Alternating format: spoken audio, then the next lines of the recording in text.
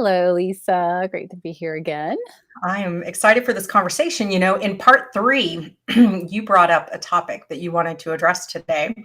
And I thought, oh shit, this could get interesting. But I'm really excited to dive into the topic of emasculation and what that means and how it kind of shows up and how I personally may have contributed to this phenomenon in the past and how I can cut that out. So I would love to learn from you today. Yes, hello, Lisa. Good to be with you again. I agree. It is a deep topic. And first off, I want to say, like, I am far from an expert on the topic of emasculation. I definitely am someone who has and strives not to emasculate men anymore. But since getting a little bit of education about it and understanding what it means and also what the effects are on it, it's helped me continue my understanding of men. Mm. And in the frame of what we've been talking about for the past 4 weeks, that men are good, I felt like this was an important topic to bring into the light to help, men and women alike that are watching us have a better understanding of what might be happening when we see, quote, bad behavior from men. Ah, mhm. And so I thought it would be interesting to give kind of a baseline definition of what or how I've come to understand emasculation from the teachers that I've studied with and what it looks like and what the effects are. Mm. So we can jump right in if you're ready. I'm so ready. Let's do this. Okay, let's do this. Okay.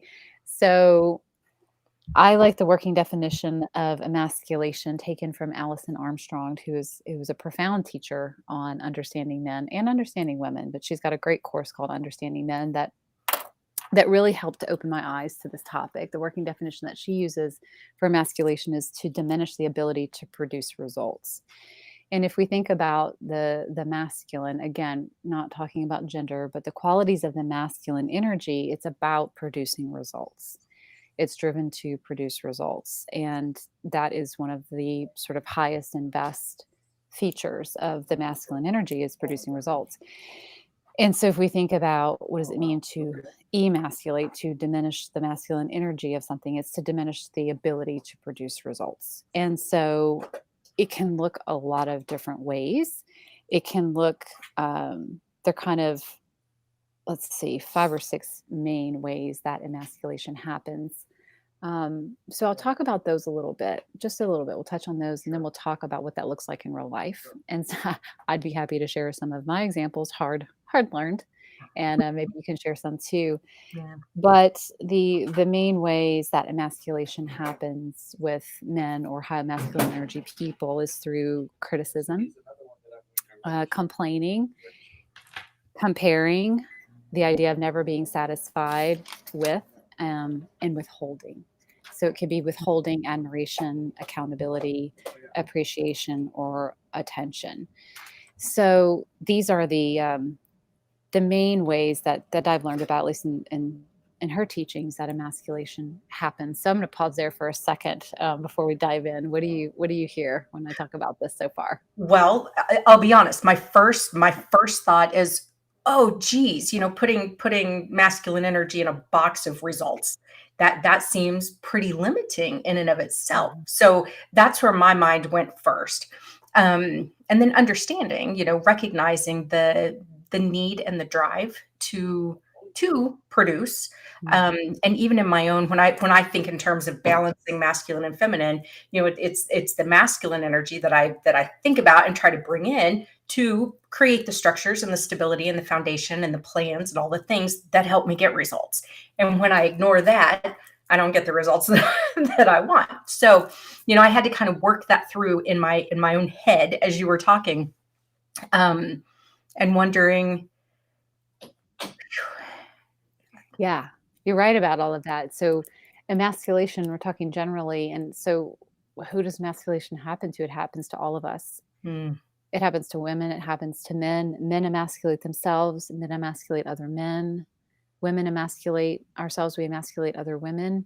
So it's not, moving away from gender. Of course, we will bring it back to men since we're Mhm. talking about men are good, but just to set the baseline here, it is about that masculine energy, which is driven to produce results. And I'm the same as you, after doing a lot of this work and recognizing that I have a strong masculine energy in me, it's the thing that I call upon to get things done, to produce the results. And I've started to notice the way that I emasculate myself through Mhm. criticizing, like, "Come on, Claire, get it together. Why can't you ever? Blah, blah, blah." Yeah. Comparing, "Oh, so and so knows how to earn this much and this." So they're like, we all emasculate ourselves and each other. And that's one of the big points that in general, our culture is a very emasculating culture.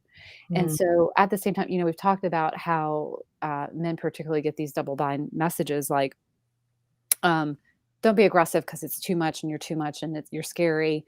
But, but why aren't you doing these things? And you're not a man if you do. So there's all this push and pull. It's the same thing with the emasculation. Like you're supposed to be producing these results, but at every turn, Being this culture is being, is emasculating. So Mhm. it's really strange. It's hard to understand because, we do live also in a culture and a time that is, you mentioned it before we talked about like our hyper sort of masculinized climate that we're in with Mhm. politics right now. So at the same time, we live in a culture that is highly masculinized, if you will, meaning like it's a culture that rewards performance and results and all these things. We're all encouraged to really, really live and rewarded for our masculine energy. And at the same time, that masculine energy is cut and hindered and bound at every turn. Mm. So it's really confusing and hard on all of us. And that's why I feel like I want to just give some words to this so Yeah. that each of us might understand in our own life the way it's impacting ourselves and the way we do it to other people. Yeah, and I think that's such a big thing is the recognition of how we undercut, without even realizing that we're doing it. And this is a continuation of so many other conversations that we're having, as a culture right now, as kind of a collective, just in terms of ways that we are we may be encouraging ill effects without even realizing that we're doing it and why awareness is so important. Yeah. Yeah. Yeah, absolutely. So now we've kind of laid the baseline. Let's talk about men because that's what we're here to talk Yeah. about men and how men are good. And let's talk about the effects of emasculation specifically Mhm. on men, what that looks like, maybe some of our own examples. And so going back to these main ways that um, that emasculation happens. So again, criticize, complain, compare, never satisfied, meaning find fault in everything, and withholding, admiration, accountability, appreciation, or attention. So I think oftentimes as women, I know I see myself and with friends, and some of the women I work with, that we have a very misguided notion that if we criticize or complain, that this is going to encourage the men in our lives to step it up, to perform. Like don't praise them, because then they'll get a big head, or so we kind of go about this way, and I know I've done this many times in the past to criticize, compare, complain. Mm. And it has not only does it have the opposite effect, not only does it uninspire them to produce the results that we may be hoping for, which could be a lot of different things, right? It injures them, and Mm. over time, it injures them to the point of complete and total, I mean, impotence, if you will, as far as like producing results. So it's very, very dangerous. I see this all the time. I'm so glad it's been brought to my attention. I took a vow. If you ever take Alison Armstrong's class, she has women who are really, really serious about this and understand how this has been infecting the men in their lives and them. She asks you to take a vow, uh, to give up the right to ever emasculate men, which is a whole different thing. We don't have time to unpack that here, but I would encourage anybody who wants to really dig into this and understand the depths and how profound this is to check her out and check out her good work. But what are some of the ways when you hear those things that come to mind that you may have emasculated the men in your life? I'll ask you to share first. Throw that dirty laundry out there. Um, you know, I can think back to what I've been criticized for, or what I Mhm. recognize that there was a desire for that I did not offer up the satisfaction of fulfilling that desire, and that has to do with like, um, and maybe it's an appreciation thing. I tend to be, and I've changed over time. And this is something I can recognize as I as a human, thank God, have changed over time. But when I look back to some of my earlier relationships, um, no, I'm not going to throw a ticker tape parade every freaking time you take the trash out. Are you kidding me?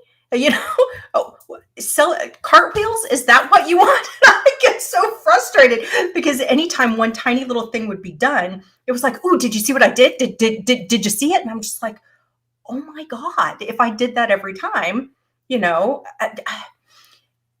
And with this conversation, it's helping me to realize that maybe just hey, thanks so much for that. I really, really appreciate it. Would have gone a long way instead of the eye rolls of you've got to be freaking kidding me. Yeah. So I learned. Yeah. I learned. Yeah. That's a fantastic example, and that's a very, very common one. I know I've been through that before. It's like, and I hear so many women say that exact thing. Like, really, like some of these baseline things, like nobody gives me a congratulations because I unloaded the dishwasher and all these things, but I'm supposed to like be really excited, when my man takes out the garbage. So, so the problem with that is that well, there are a lot of problems, unfortunately, there's a lot of problems with that. It doesn't get either party what they want Hmm. and what they need the most. Yeah. For men, with high masculine energy, they thrive on appreciation. Hmm. And for, say, the person who's hoping that they will do more around the house or whatever, like withholding that appreciation diminishes their ability to produce results. Right. Yes. Yeah. So you get into this gridlock really quickly. And when it's like, what does it cost to give an appreciation? Right. And over time, when that appreciation grows and it's constant and steady, it's like, oh, how do I get more of that? How can I produce more results, right? Mhm. Because if I'm high masculine energy or I'm driven by producing results. So how can I produce more results? How can I get more of this appreciation? And so, these are very basic concepts, and I'm not trying to boil any of this down too simplistically, but we have to talk about something in real life examples, or else it just sounds like theory. And this is one that so many people deal with. And it's such a simple thing that it's like, why lose time over this? Why lose time over, you know? Um, so I'll talk about, one of the things that I have definitely done a lot of. My biggest thing is around withholding as well. Mhm. Withholding, particularly probably um, admiration, Mhm. like I don't want this person to get a big head. Ah. I've done this with my brothers. I've done this with my dad. I've done this with, romantic partners, coworkers, where I might really admire a presentation that my coworker has done. Well, I'll say it in the past tense because God willing, I make every effort not to do this now Mhm. perfectly. I may have admired some kind of presentation that he did, and I thought it was really great. But because I still had so much bitterness around men, I was like, well, I'm not going to tell him that. He's gonna get a big head. He's a man. He's already got, a big enough head. Men already think they're so great. I was really stuck in this thing. So I would withhold my admiration or appreciation for him. Done it so many times with my dad and brothers and other men in my life. And to great cost, to great cost to where, um, you know, people really didn't know how I felt and Mhm. Oh, wow. the extent of how much I admired them. So that's a great cost in a Mhm. relationship. And um, I'll give an example of what what it looks like to work on changing this.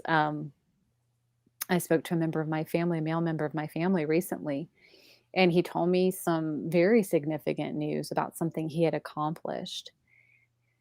And, my instant feeling was like how proud I was of him. And uh, that's what I immediately felt. And I started to ask detailed questions like, well, how did it go and what was it like? But then I stopped myself and I thought, no, like I'm not gonna withhold my admiration. So I said, you know what? Like there's a lot of questions, but the thing I wanna tell you is, like, this is incredible, like, what a great job you've done, like and it was all true, right? I'm not talking about being phony because that doesn't get you anywhere, people see through that. But it was really true, but it was a choice about how to, like, actually prioritize giving that admiration Mhm. and an acknowledgement and appreciation for something that was genuinely amazing instead of withholding that to myself, like he already knows or he probably thinks he's so great already. Yeah. It was this real intentional prioritization of giving that admiration in times when maybe in the past I would have withheld it for various reasons, thinking it doesn't matter, or he already knows it, or he doesn't need to hear that from me, or he doesn't like emotions, or any of these things. So how did he react to that? What was his, comeback with that? I think he was a little surprised and he just was like, "Thank you." He just was like, "Thank you." I mean, because that's not really the kind of way I've ever interacted with him. Mhm. And, he told me, "I was excited to tell you. I couldn't wait to call you." And I think that that call is probably a result of the way that I've stopped emasculating him. Mm. So there's been a buildup of time where I've been intentionally, um, not only stopping the withholding in Mhm. time, but, like, intentionally giving admiration, appreciation, acknowledgement all along the way, and I Yeah, think that's what led to him actually even calling me and wanting to share that with me, and so then I met that with, the admiration and the appreciation. So there are a lot of ways that that has been transforming that relationship already that's by good. my understanding of this, and that's, again, why I feel that this is so important in the context of men are good, is, like, because I think, particularly as women, a lot of times we have no idea what we're doing, how much we're hurting them, not just hurting them, but literally emasculating them, like taking away their ability to produce results, which is what most men are driven by and for and want to do for us. Mhm. One So, of the things, as you're talking about the list of items, many of which begin with A, I noticed, but I what I realized, my struggle in that is giving opportunity at all. yeah. Just I've been my parents got divorced when I was, I don't know, I mean, they separated when I was little, like kindergarten, got divorced when I was 8, mom never remarried, and so she was the woman who did it all. I mean, she did traditional, especially back then, the mom role, the dad role, whatever, but she did it all. And, even my dad had no idea what to do with a little girl. I mean, he didn't know. So when I'm 8 years old, he's got me underneath my mom's Buick learning how to change the oil because that's how we were bonding, Yeah. or fishing or, being out in the woods or, whatever. So that's the things that we did together. But what I found is that so I learned how to do things that most people would traditionally say, I so don't like. I have a problem, and I'll be the first to admit this. But this whole idea of traditional male and female roles, that kind of drives me nuts because I've just seen how that just hasn't worked in my life. Mhm. Staying within those confines. But what I'm finding now is that my tendency is to forget it. I'll just do it myself. It's easier for me to just do it myself, or I don't wanna bother anyone. You're busy, I don't wanna bother you, I'll just take care of it.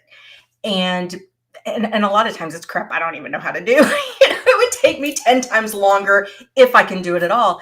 And so that is something that I realized that in doing this, I'll just do it my damn self thing, that I totally deny the opportunity for someone to do something that they know how to do, that they enjoy doing, and maybe they would even like to do something nice for me. And it's like I put the big block on it. And so that's the one that's really been coming up as you've been talking as wow. Yeah. No, that's Yeah, huge. That's a big one. just Uh, will help.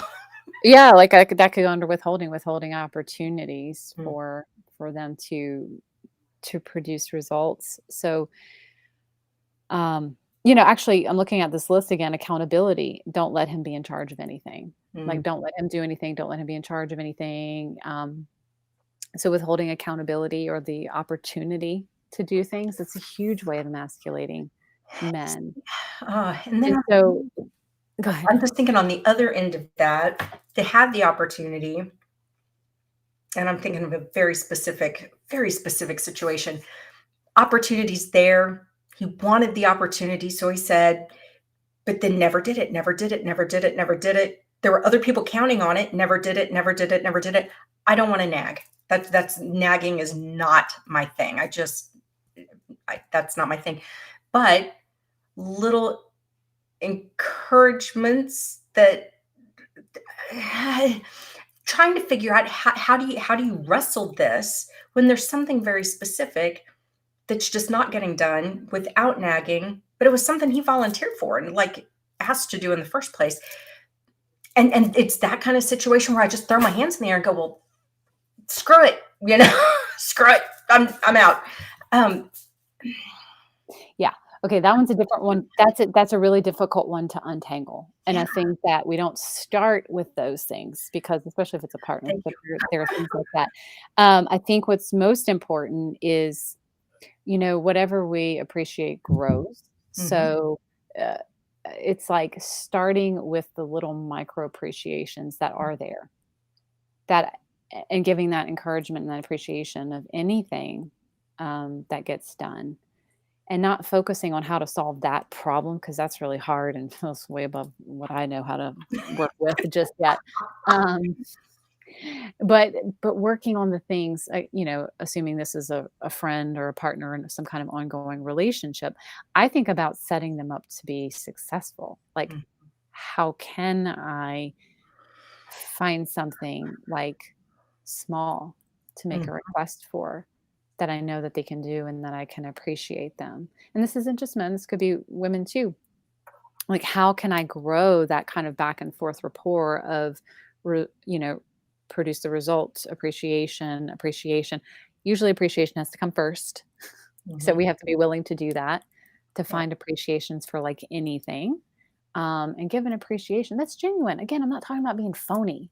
This Mm. is not about being phony because people and men see through that, and it's never gonna work. Well, and when it's So appreciation that speaks to what they actually value as appreciation, you right. know? Um, this is way too much information, but, you know, you do the dishes without me asking, guaranteed action. Guaranteed action. If Yeah. I don't have to ask and you do that just because you volunteer, and are you serious? I'm all in at that point, all in.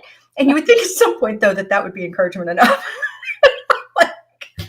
Well, it may be a sort of a reward, but there still is something in the words and the appreciation and the acknowledgement Mhm. because they may not always understand, the correlation. And that may not always, I don't know. I think sometimes men really want the words and the appreciation, you Yeah, know, that yeah. that matters a lot to them, that they see that we see them, that we see how hard they're working. I told you that when I went out and started looking at what men are doing and Mhm. how invisible and relatively underappreciated they seem for all the things that they're doing and the ways they're sacrificing and producing and being kind and gentle in so many ways. And we're not out there every day like thank you, thank you, thank you, thank you, thank you.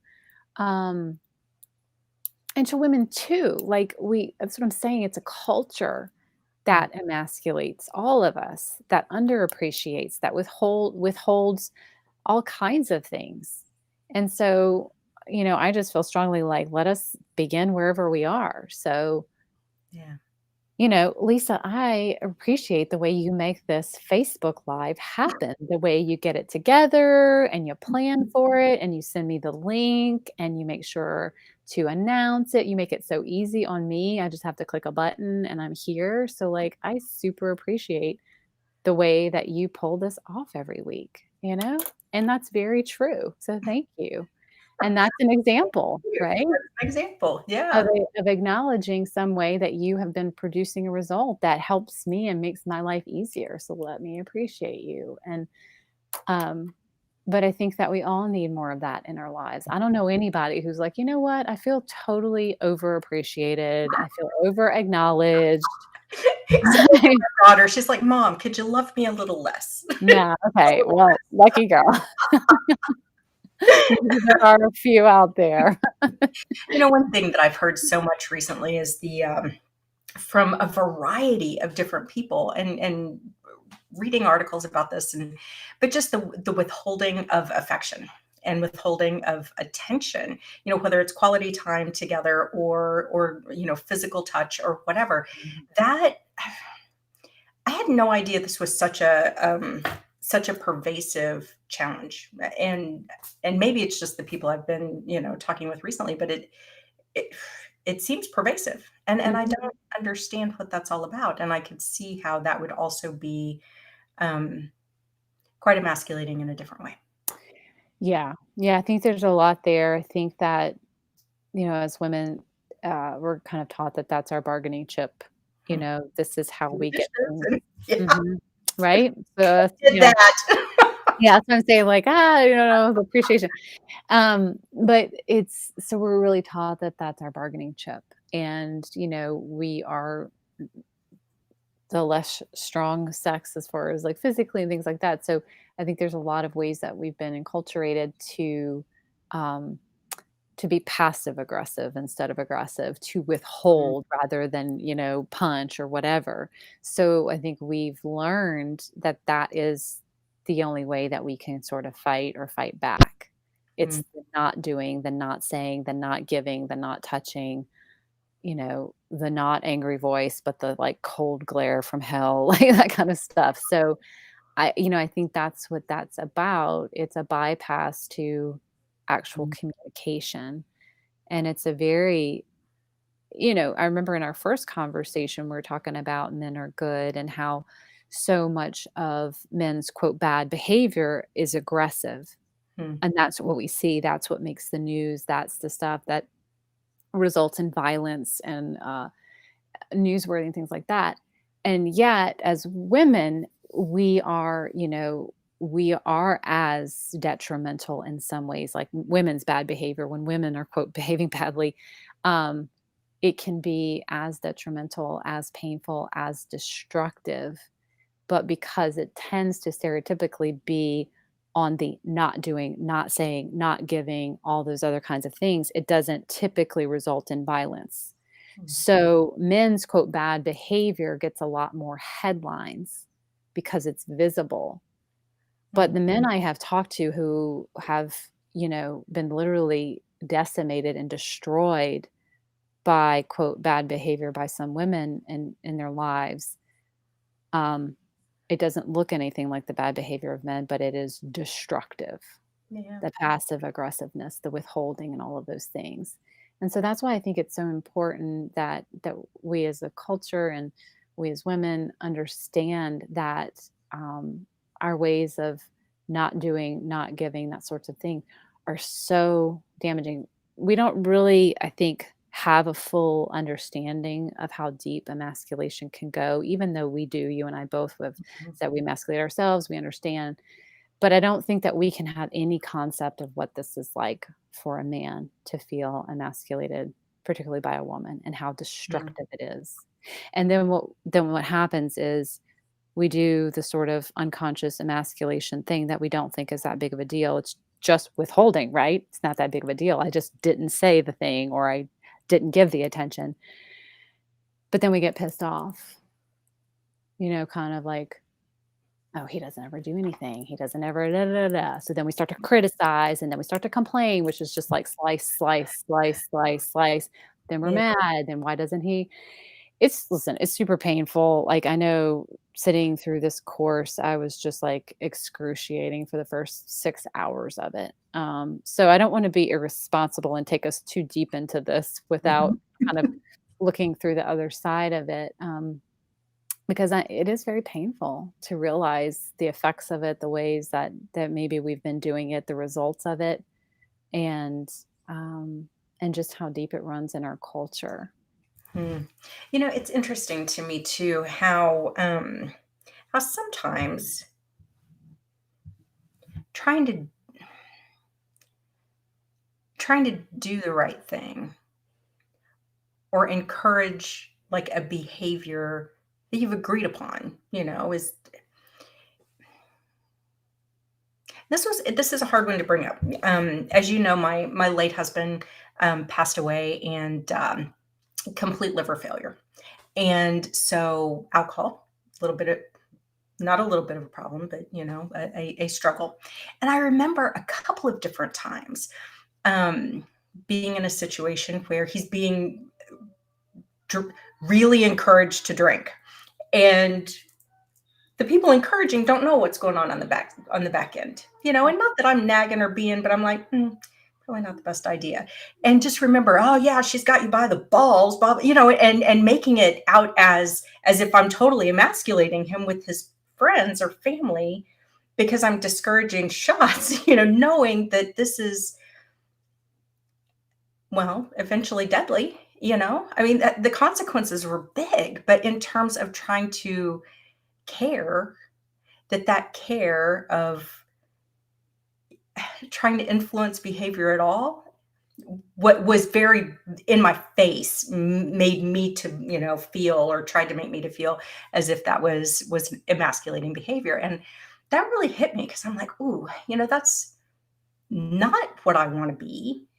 That's not how I want to be perceived. But I love this guy, and you know and I am concerned about his well-being, and that was a hard one to juggle. Yeah, and I would say that they were emasculating you, like, they were trying to diminish your ability to produce results, the results being, like, to protect someone that you love, Ooh, hadn't and thought of that twist, yeah, how effective is it, right? yeah, They had you by the balls, basically, to use, yeah, they they that sounds like it cut deep, and it probably got you to stop doing or saying or whatever you were doing. You were mm, trying to produce the result of protecting someone that you loved.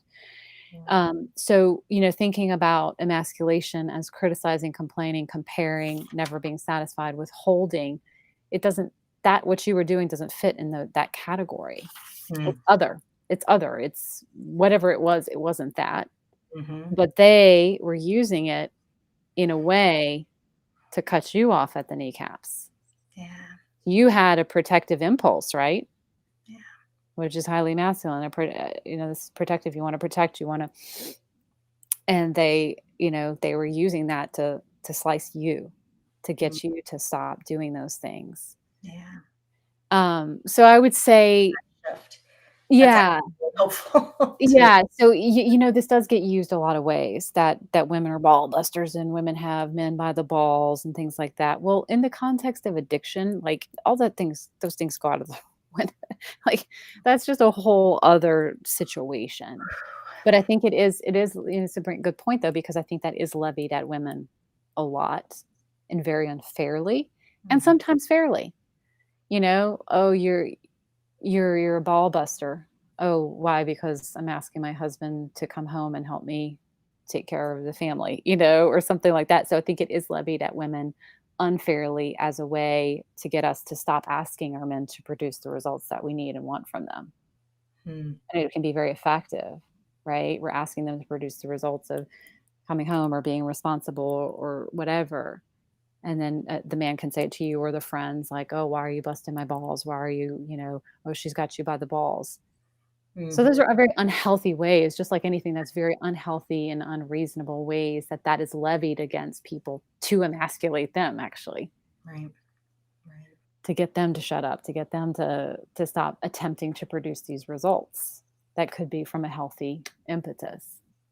So if we were to, like, turn this conversation on its head, Mhm. and, I think it's still, and I'm not trying to get away from looking at ways that we emasculate, but what are so I'm happy to continue talking there. And I'm also really interested on the positive side of, and what are things that we can do that are good for both parties that help Yeah. support men standing strong in their healthy masculinity, and their ability to produce results that ends up being good for everyone. Yeah, I think that's a great question and a great way to lead the conversation. So, I think there's a lot of things, but a couple of things that come to mind is like,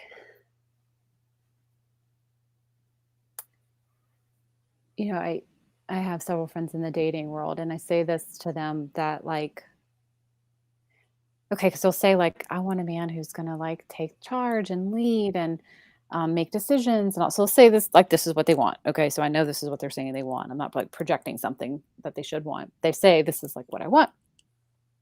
And then they'll tell me situations where a guy asks them out and he's like, "Okay, well, how about we meet at La Traviata at 7 o'clock?" And she's like, "I don't really like that. It's really not that good. That's not my favorite restaurant." Okay, so you want a guy who's gonna like take charge, make plans, take the lead, but you criticize. Mhm. So what I say to women is like we have to learn that if we want the men in our lives, if this is what we desire, if we want them to lead, to take charge, to produce results in various ways, we have to let them and Mm. then shut it. But that's a decision we have to make if that's what we want. Mhm. It may not be what you want. Yeah. You may not want him to lead, like, you may want it.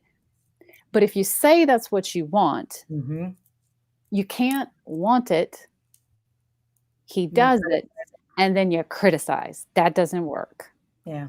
So it's about choices we have to make about what we want in our life.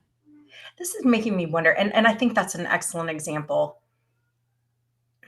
And as someone who is holding out for, like, a partner, right?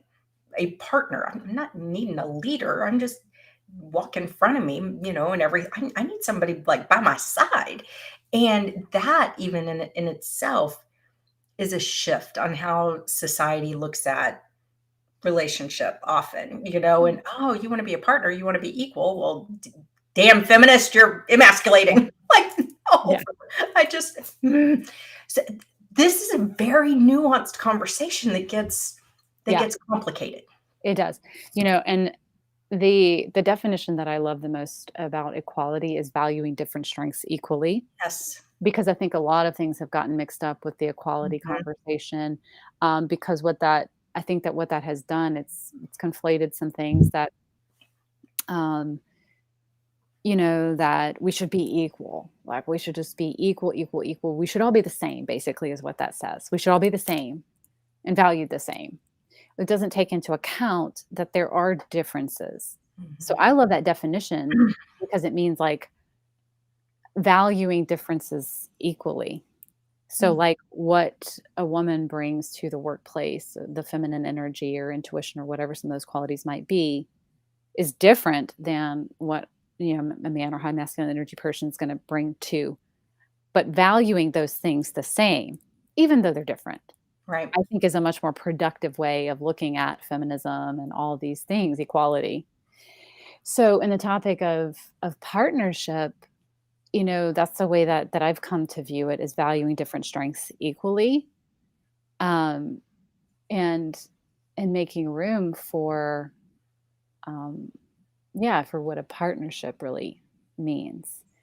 And you made the comment earlier about traditional gender roles. So yeah, I mean, there's so much going on in that conversation right now. Like, we're in such a time of flux as a world, as a society, about what gender itself even means, Right. what gender roles mean, switching out of norms. And so it's totally in flux right now. And that's why it's so taboo to even probably talk about what you and I are talking about, like men are good. And um, but how is it, what I'm so interested and compelled by is like, how can we hold it all?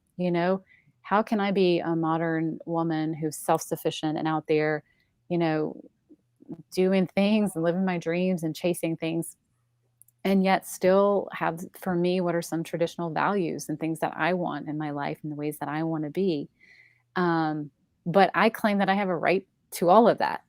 I have a right to defy all of it and to define it for myself.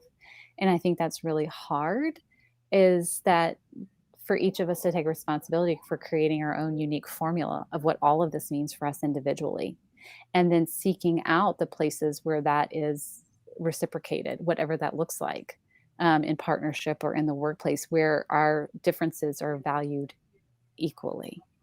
It's a Mhm. really tricky time. There's no neat formula. There's no Yeah. neat formula for any of it right now. Yeah. Phew. Yes.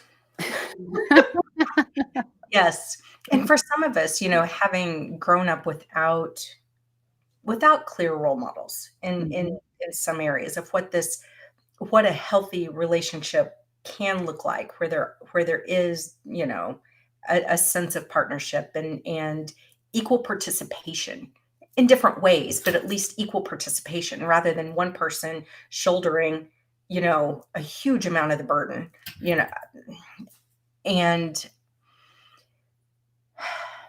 yeah. Yeah, it's funny because I'm thinking about I drive one of my vehicles is a Jeep, and I love this Jeep. It's an old Jeep, and it needs some work. I am not a mechanic, okay? I had somebody show me the other day. I was curious where the carburetor was on the Jeep because I didn't know, didn't know it's under the air filter. And this person is showing me, where different things are, and so excited to do this. I'm like, you're like this wealth of knowledge that I don't have, and this is fascinating. But part of when I was married, there were some repairs that needed to be done, and they just never got done. And so now I'm like, well, my daughter and I could do these together. We could just do them, and we could Yeah. learn. And I can I drop a gas tank on a Jeep and replace sensors? Hell, I don't know. I've never tried, but I could try. And but then so there's a part of me that's kind of excited about the option to even try, but then there's another part of me that's so grateful that there's some really good men in my life who are like, yeah, and if you get into a bind, or if you just want, somebody looking over your shoulder, or if you need to borrow tools, or but willing to help in whatever way they can without taking the experience away. If I really want to do this, they're like, okay, go, and here, let us be support, in addition. And I just really appreciate that. Yeah. In the past, I may have thought, well, that's a dude's job. Yeah, but then I'm like, oh, why? Why do I have to make that assumption? And if there are men who have that knowledge and skill that are willing to share and help, wow, what a gift.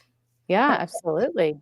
A So lot of still, even little things like that, like trying to navigate, how does all this play out? it is really tricky, and I know that we're sitting here talking about it and everybody, probably a lot of people in this world are thinking about some of these things in some of these ways with this new frontier. And I know that men think about this too. I talk with dads, who are raising daughters, and this is a big thing that they're navigating is how do I raise this modern woman, to feel all the range of everything that she is. Mhm, I think we talk about the man box, well, there's the woman box too. Like we all have been in these boxes. And I think that's what this sort of exploration is. Like, why are we all putting ourselves in these very narrow ways when we all have infinite capacity to do all of these things? And what is it that is constraining us or keeping us from this? Is this something I want? Like, if you want to go and rebuild your Jeep, like, do it, move beyond gender stereotyping and do it. But I think it's for each of us to really, really, really tune into ourselves about what it is that we want. And I think the danger is sometimes that um, I sometimes see dads like forcing their daughters to do things that they want them to learn how to do, and like they don't want them to just be in girly girl things. And but the daughter didn't really like it, or like she doesn't want to be doing it. Like that's not good either. Like yeah, to force ourselves to do things just to defy our gender. If it's I think it's about like what our true expression is. It's like I say to dads, like cut the princess crap and don't let your daughter dress you up in tutus unless that is part of your natural expression in the world, which it is for some men. yeah, Right? Like it is for some men, like it is their natural expression and they're comfortable there and that's but the message is don't let her do this to you because you're teaching your daughter to push you outside of who you really are to please her, and Mhm, that's not good. That's not a message anybody needs to learn. mm, So I think that's what all of this is about, like, what is our true natural expression, and for that to be valued equally, and for all of that to be okay. mm, Whether, whether it's transgender and you look like a man, but you dress like a woman, and that is your truest natural expression in the world. Whether you are a woman and you want the most traditional of things, and that is your truest expression in the world. Whether you're a man and it's traditional or non-traditional or whatever, that we are all tuning into what our truest and most natural expression in the world is, that we're given their right to explore all of it, the full range of it, and decide for ourselves, and for all of that to be valued equally in the world. And that is a real soup of human mess yep, that does not fit into categories and boxes and neatness, and it's hard to understand, and it's hard to label, and it's hard to navigate. So no wonder we've been resisting it for so long. But I yep. think that the lid is off the pot, and here we are in this giant human soup. So Giant we soup. better learn how to navigate it. To take all that you just shared back to kind of where we started in the beginning, which was around the conversation of producing results. Mm. It seems like that those results also need to be in alignment with whoever the person is and what they view and value as meaningful results. And Yeah. so often, some of us may have in our mind, well, this is what a man's results should look like, Mhm. that have nothing to do with what's actually important or relevant or meaningful to the man. Yes. And that I can imagine is painful and frustrating. Yeah. And Yeah. for those of us who are judging based on a criteria that's not relevant for him, Yeah. of Yeah. course that's going to come off as criticizing or comparing or whatever in a way that's unhelpful. Yeah, it can be very narrow, and it goes back to what we talked about in our last conversation was about how men get this message that it's not okay also to, produce results for themselves, right? To invest in themselves, Yeah. to be for the sake of being, to, take time off to tune into who they are. So, it does run counter to that, this kind of hyper focus on producing results, producing results. I think, that can keep men from doing things like your course or coming to work with me about how to be a dad to a daughter, like investing that time simply in themselves or in their relationships because there's this over focus on producing results. So there's just a lot of That tough that push and just pull. is something for me because it's one thing to show appreciation for something that benefits me. Mm. Mhm. It's a totally different thing to show appreciation for something that is purely a benefit to him, Yeah. you know? That's a whole different thing. And, I've seen some couples, for example, where he'll be doing things that he needs to do, chop wood, whatever the case might be. That's outside kind of stuff that he does.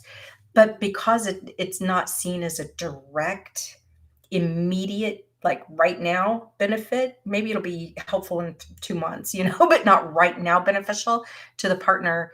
It's not valued as much. Mhm. Or why aren't you doing? I need you to do this now, not that. I need you to do this now. And the idea of showing appreciation and valuing things that people do, men do, whatever, for their own mental health, for their own Mhm. benefit. When my husband and I got married, he stopped hunting. He was a big hunter before we got married, and he stopped hunting. I'm like, why? I was encouraging, please go do this because I had a feeling that he talked about that's where he found his peace. When he was out in the woods and doing that, with his buddies and stuff. And so I always wished that he would continue doing that. And he's like, I actually like hanging out with you. Like, oh, oh, well, that's nice, but there's still that, even though there would have been no real benefit, other than maybe a freezer full of meat or something, of him being out there, to value that it would have been something good for him, Yeah. just being in nature, being with his friends, doing what he loved. Um, Mhm. and I don't know. Yeah, yeah, I would say that men aren't appreciated or acknowledged for that, like we were talking about last time, for taking time for themselves or investing in themselves. Like they're more often criticized for it. Like, oh, what do you need? Some time off? Like, what's wrong with you? So they get emasculated for doing the things that you're talking about. So there is a real uphill battle in Yeah, encouraging men. And that's why we were saying last time there can't be enough of us out there saying, like, please, yeah, you benefit your family, everybody, yourself, first and foremost, when you take time, invest in yourself, take care of yourself. Not only is it important because you're important, but all of those around you benefit as well too. But so that's why I think there's so many barriers to men really, really taking care of themselves in a different way. yeah. One of the things and it might seem a little counterintuitive, but this idea of always having to put forth the strong face, Yeah. you know? "Well, I have to be strong. I have to be strong for my family, or can't let anybody see me crack," or all that kind of stuff. That I One of the things that breaks my heart is the idea that men aren't allowed to be all of themselves, including their feeling nature, including their emotions. Because if they are, then the emasculation that happens either from the women in their lives or other men, friends, themselves, whatever, and just this idea of not being able to be whole. That Yeah. that it honestly breaks my heart, and I know that sounds kind of dramatic to say that, but that is something that, and even from, even hearing women who are more open-minded, open-hearted, wanna see that in other women, but are still less likely to appreciate it in their guy. Oh, And yeah. I'm like, "Wait a minute. Wait a minute," you know? Um, Oh, yeah. yeah, Yeah, it's very uncomfortable. It's very uncomfortable because, you know, we're we look to men in general, we look to men to be strong. And when we see that they're being, quote, not strong, feeling emotions, because we being human. think emotion, yeah. So there's that message that having emotions is, quote, not strong. But it often brings, if we've got a lot of stuff around this, it brings up our own insecurity. Like, so it can make us feel unsafe to see the person in our lives that's supposed to be the strong one not feeling strong. So it hits Mhm. that part of us that feels unsafe. And I think that's one of the primary reasons that we're so anti, for as much, again, mixed messages that men get. Women want men who are sensitive and show their feelings, but the second they do, it's like, that's such a turn off. Like if you could just kind of keep that under wraps, or Mm. that sort of thing. Like that's just talk about like a really difficult mixed message that they get around that. And I don't even know where I saw this quote, but I thought it said it so aptly. It was like a mom and no, it was a dad talking about his wife and daughter, and he said, "I know, and to the core of me, that they would rather see me fall off my white horse and die than express fear or doubt or concern." And it's so true in so many ways with the men that I talk to. Like, they just know that, like, it's just a real inconvenience for them to have Ugh, doubt or fear.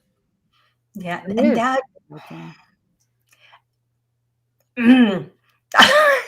I just that I know, yes, it's heartbreaking. amen. It breaks my heart in the knowing the ways that I've been culpable and the ways that I've been part of this and perpetuating this and, you know, From a it's heartbreaking. Yeah, from a totally selfish perspective, what I have found is that when I have the opportunity to interact with men who are, um, willing and aware to recognize their own emotions, recognize their own feelings, express them, let them out, talk about them, let's, move through them, whatever. That's actually when I feel safer to do the same. Mm, And it's that, to me, that is a sign of strength, that a willingness to go, "Oh, okay, I'm feeling this. Let's talk about it," whatever. That to me is a sign of strength. and a sign of courage. And when I've been in relationship with people in the past who couldn't do that or who were unwilling to do that or thought it made them less of a man to do that, what I found is that they couldn't hold space for me to do that. Mhm. And I'm not one that I don't know. I mean, I'm pretty even keel with the emotions. And I really am. But there are times when I get overwhelmed or stressed out or whatever too, and need to be able to express that, not in a combative sort of way at all, but just, and I've been told in the past, but you're supposed to be the strong one, or I don't have time for you to have a meltdown right now, or it hurts me too much to see you upset. I can't handle this. Mhm. And Mhm. and in looking back, it was all of that was wrapped in their either unwillingness or inability or thinking that it was emasculating of themselves if they honored their own emotions. Oh, yeah. When they Yeah. couldn't be there for themselves, they couldn't be there for me, you know? Yeah. And that's Yeah. hard. Yeah, I mean, all of us, and especially boys and men, are encouraged to be cut off from our emotions. Again, going back to an emasculating culture. I heard someone say recently, I thought this was interesting, that the school system itself is emasculating to boys. And I never thought about this, but I look back, like going to school with my brothers and things like that.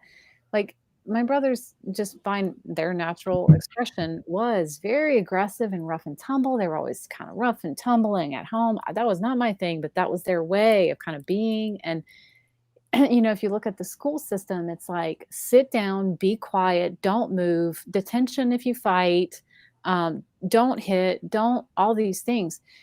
And traditionally, these schooling systems were designed by women. That's been the primary educators and things like that. Traditionally, building our school system have been designed and informed by women.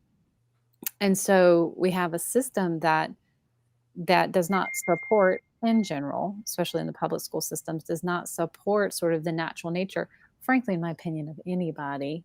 Don't even get me started about this, of girls or boys or anything, but particularly with a lens on little boys, how much they are prevented from being in their natural expression, to be cut off from themselves literally. So it starts really young. And then if boys get a lot of these toxic messages, of course, like boys don't cry, tough it up. I know my brothers got different messages than I did about that kind of stuff.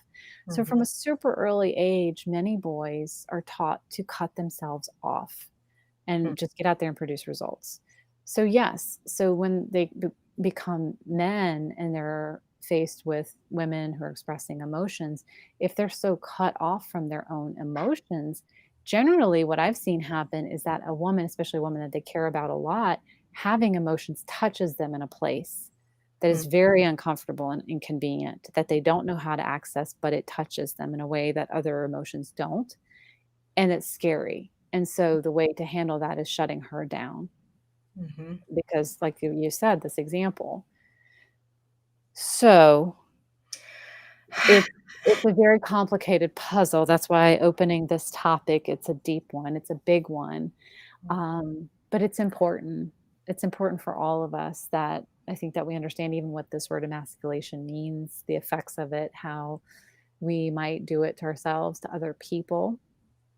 And just that what I hope is people will just be curious enough to go out there. Highly, again, you did a search before this. There's some very strange information out there. Be wary if you search emasculation. There's some real weird stuff out there. I would recommend as a great resource, Alison Armstrong. She's a tried and true veteran and has really done her work around deeply exploring this topic and explaining it in a way that I just think makes really good, solid common sense and has been validated with thousands of people, men and women alike, over many, many, many, many years. So that would be my recommendation as a resource to learn more Excellent, if people are interested. excellent.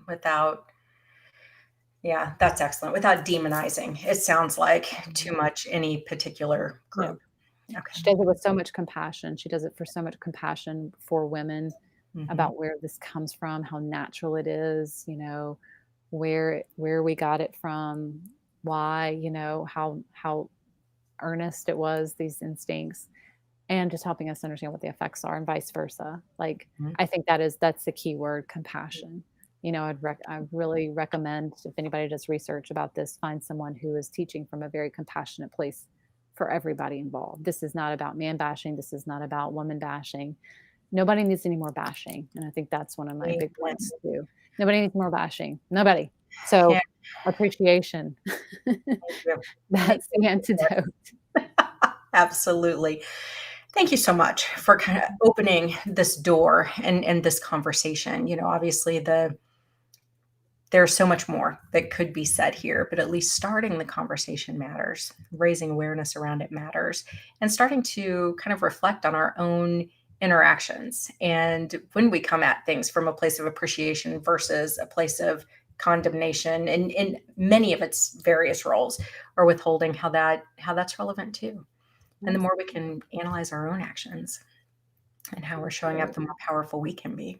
Yeah, Well, thank you again for making this all possible and setting absolutely. this up Thank and you. just making it a great experience. I've enjoyed our series, and who Absolutely. knows, maybe we'll be back for more, but this has been really great, and, I just wanna say that men are good. If we look for it, it's everywhere. Men out there doing really amazing things. Absolutely. Absolutely. And for any of you guys out there who may be raising daughters on your own, please check out the work that Claire does over at her dad. It's really phenomenal work in terms of working to just increase connection. It sounds like increase connection between dads and daughters in Yeah, a meaningful, absolutely. powerful way.